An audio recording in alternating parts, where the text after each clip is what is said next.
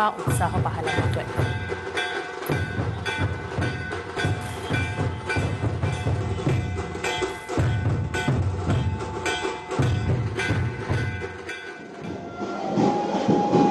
मुंबईच्या राजाची ही विसर्जन मिरवणूक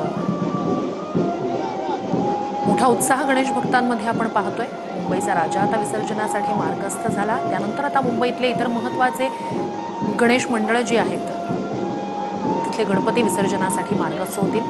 हे दृश्य मुंबईच्या राजाच्या विसर्जन मिरवणुकीची मोठा उत्साह या ठिकाणी भक्तांमध्ये आपण पाहतोय। मुंबईच्या राजाचा विजय असो, 22 फूटवाले की जय असं म्हणत हे सगळे भक्त जे आहेत ते ढोलताशाच्या गजरावर थिरकतायत।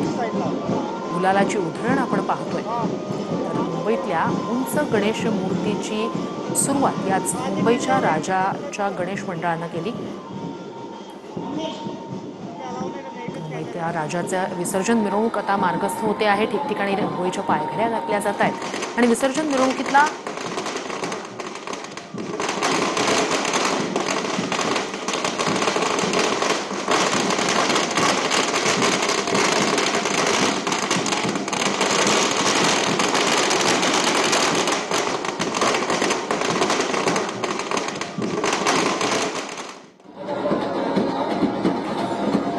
मुंबईच्या राजाच्या विसर्जन मिरवणुकीतला हा उत्साह आपण पाहतोय। गुलालाची उधळण आहे, ढोलताशाचा गजर आहे आणि सोबतच एक उत्साह या सगळ्याच गणेश भक्तांमध्ये आहे। लाडक्या गणरायाला निरोप देतायत। सोबतच पुढच्या वर्षी लवकर या असं साकडं सुद्धा हे सगळेच जण आपल्या लाडक्या गणरायाला घालतायत। फटाक्यांची आतषबाजी करत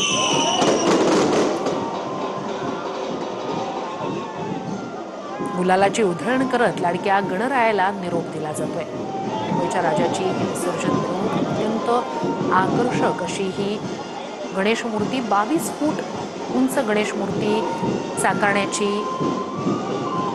गेल्या 47 ते 48 वर्षांपासून या गणेशोत्सव मंडळाची परंपरा। 1977 मध्ये या गणेशोत्सव मंडळानं सगळ्यात आधी उंच अशी गणेश मूर्ती साकारलेली होती आणि तेव्हापासूनच 22 फूट उंच अशी गणपतीची मूर्ती असते। अर्थात मुंबईच्या राजाचा ज्या ठिकाणी मंडप असतो तिथला देखावा सुद्धा दरवर्षी वेगवेगळा असतो। वेगवेगळ्या थीम असतात। काही वेळेला एखादा देशातलं एखादं महत्त्वाचं मंदिर असतं त्याचा देखावा साकारलेला असतो। तर मुंबई पुण्यातले विसर्जन मिरवणुका आपण पाहतोय। मुंबईच्या विसर्जन मिरवणुकांचं एक वेगळं वैशिष्ट्य ढोलताशाचा गजर, भक्तांमधला हा उत्साह, सोबतच फटाक्यांची आतषबाजी। तर पुण्यातल्या गणेश विसर्जन मिरवणुकांचं विशेषतः मानाच्या ज्या गणपतींच्या विसर्जन मिरवणुका असतात त्या शिस्तबद्ध आणि त्या ठिकाणी ढोलताशा पथकाचं वादन, बँड पथकं आणि काही ठिकाणी शंखनाद सुद्धा केला जातो।